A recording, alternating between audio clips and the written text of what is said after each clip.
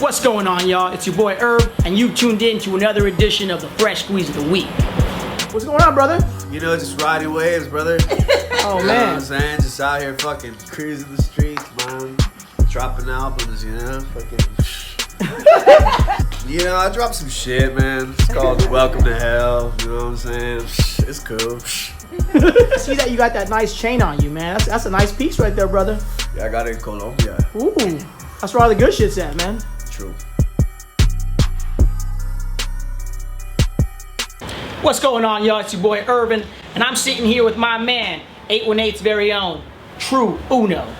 What it do? How you doing, man? Good, man. I can't complain. Life is good. It's good to hear. Yeah. New album came out, Welcome to Hell. Been a long time since I dropped the album, so I'm still kind of soaking it all in right now. Okay. Well, before we talk about the album, let's get started on your career, man. It's been a long journey for you. It has. It's been a very long journey. How many years would you say now you've been grinding? Freestyling and battling and shit like that when I was 16, 17 years old. Really like pushing music, really writing music, really recording, like, you know, really trying to understand how the game works and stuff like that. It's been more than 10 years for sure. Being that you've been grinding for about 10 years in this hip-hop game, tell us how this whole journey came about. How did you get started in hip-hop? Pretty funny story, actually. So when I was a kid, I used to idolize like Michael Jackson. There was this VHS about the Thriller video. So I started kind of like obsessing, watching it over and over and over and over, and like learning the moves, learning the timing. So my aunt and my mom kind of noticed at that time. They're like, oh, he's got like a special attention to like music. I think it started at that age. I didn't think at that point I was ever gonna write music or do anything music, but I'm not gonna lie to you, I used to have like a lot of vivid dreams of like one day I'm gonna be on stage type shit, right? So how did the name TrewxUno come about? It came about through graffiti. High school, chilling with my boys. A lot of you that are watching right now don't know that TrewxUno, he was also part of a group back in the day called the Illcentrics. Right. So Trew, tell us about the Illcentrics. How did that form? How did that group come about? Who were some of the members that were in it? Yeah, so the Illcentrics was formed before I even got in it. It was formed by two of my friends. One of them is actually my best friend. His name is Ivan. He used to go by CRISPR. He was the producer. And then he introduced me to this other cat named Moxie, and this other cat named Absence, and Tony K, and whatnot. And so, vibed with them. I liked what they were doing and whatnot. And I kind of thought like, oh shit, I like these guys. They're cool. You know what I'm saying?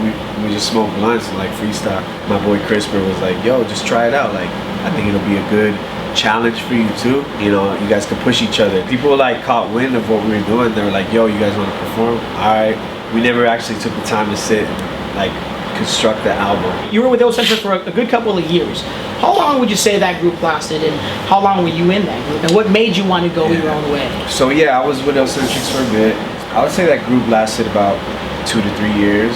You know, when you're part of a group, unfortunately, like, and I'm sure people who have been part of groups can relate, you have to like bounce your ideas off of each other, and someone's always like, I don't know about that. That's kind of what pushed me to like, man, you know, this is cool, respect.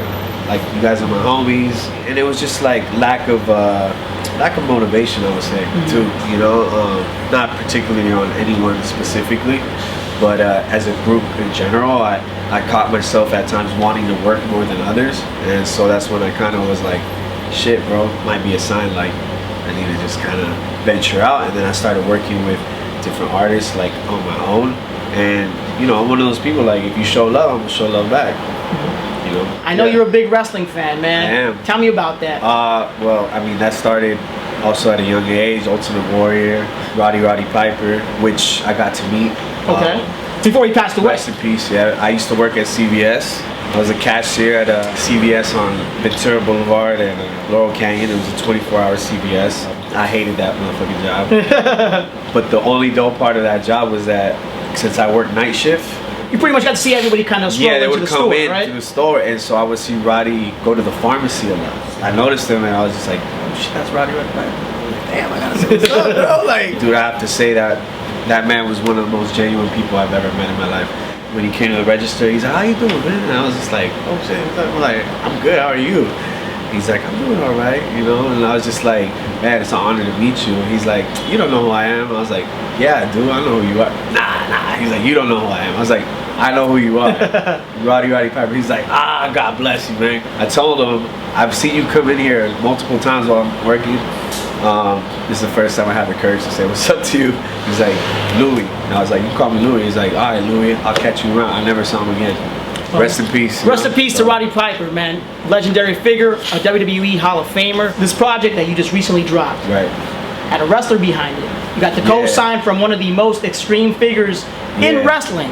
ECW's very own New Jack. Yeah, the hardcore legend. I used to watch this wrestling organization on the Black Box. It was called ECW, Extreme Championship Wrestling. You know, it was like taboo. You know what I'm saying? Because you got WWF that's kind of like PG, you know, shit like that. And then you got these motherfuckers over here wrestling barbed wire and like, holy fuck, like, I like this. What is this? You know? So I started watching it, and then one of the characters on there was New Jack. And you knew who he was as soon as he entered the ring, because he always came out to Dr. Dre and Ice Cube, Natural Born Killers. That's his fucking song. Like, and I fucking love that song. So I was like, you hear that? You already know he comes out the trash can full of weapons and shit, Ice Cube shirts. So I would see the shirts and be like, damn, that's kind of fresh. Yeah, man. So the way that came about is I started following him on my Instagram. When I followed him, I sent him a message, and I was just like, hey, you know, like, I'm a fan of your work. I was wondering, like, how could I get like a drop from you or whatnot. And he kind of pointed me in the direction of how to get that handled. Yeah, man, the rest is history. So it seems like, you know, wrestling was actually a big thing for you as a child. Oh yeah. You grew up watching it, and so was hip hop. I used to have to like bribe my mom to go buy me cassettes at the store.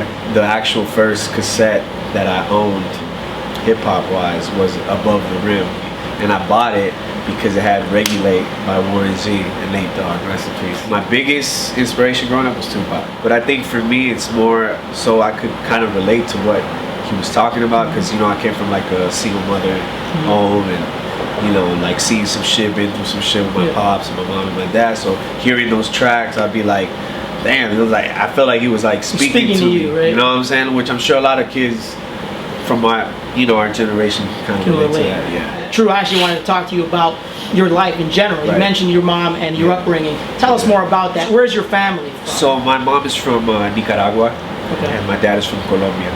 But I was born and raised here in LA. I grew up around like Normandy area, and then we moved to Culver City. I lived in Culver City for a bit, off like Bentley and Washington. And then after that, I moved to the Valley when I was like 8 or 9 years old, and I fucking hated it. At first, I was just like pissed because, you know, you get taken away from like your friends, you know what I'm saying? But we moved there because, you know, my mom couldn't really afford the rent there. We ended up moving in with my aunt.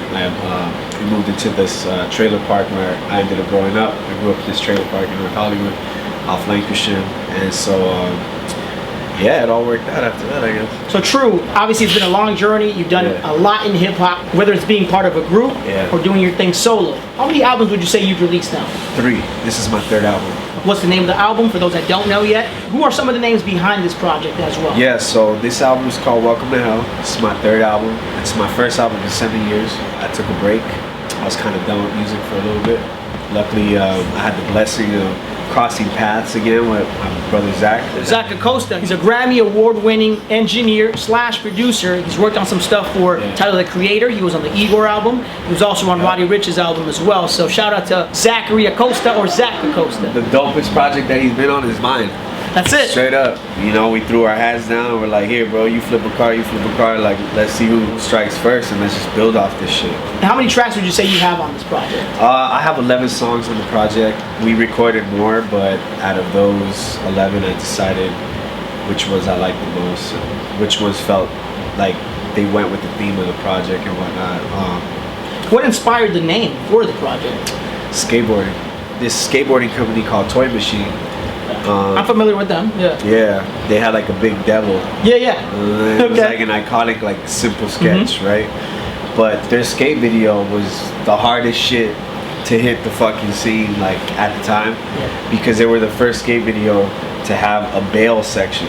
So besides having like the parts for the pro skaters, they had a section specifically dedicated to motherfuckers eating shit. Like fucking themselves up. So it was like people were like, damn, this is hardcore. It's like some punk shit, you know?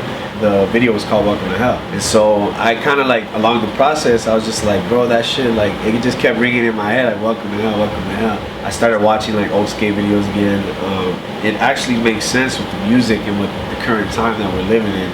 You know, it's been kind of like a shitty year for some people. It's just kind of my interpretation of like this year in general, but also my time away from music. Like, it felt like hell.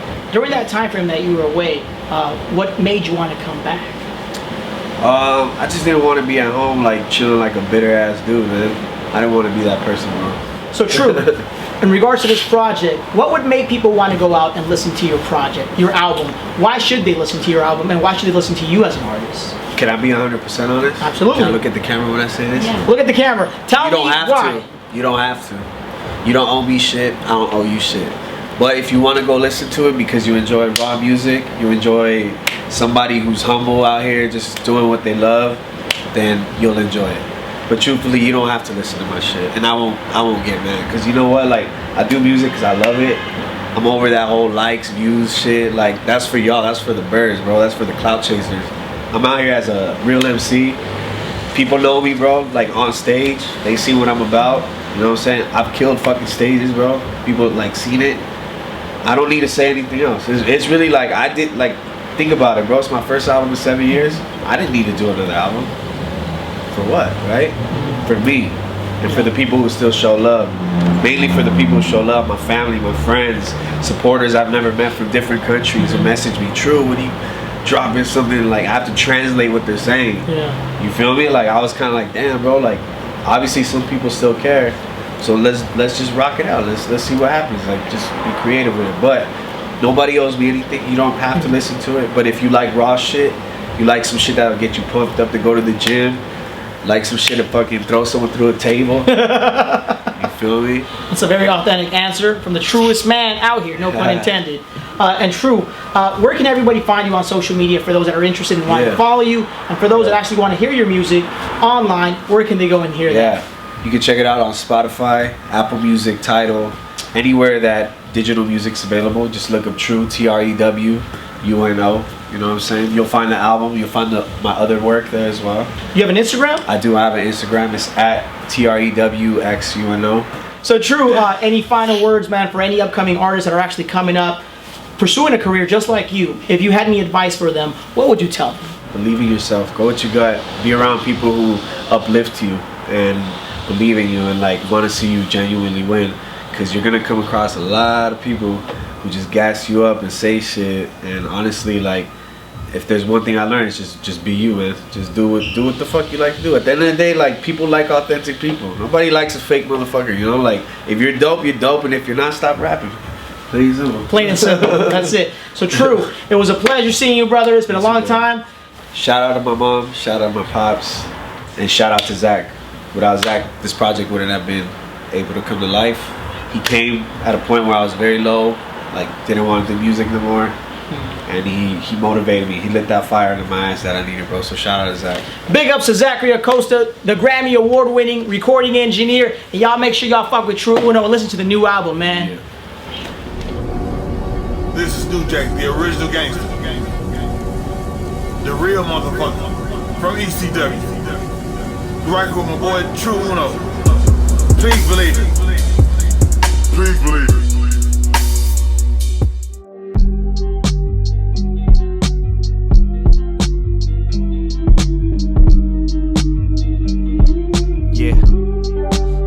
For everything that I learned and all the times that I try to fade me away, but I ain't good at goodbyes. Where do we go when we die?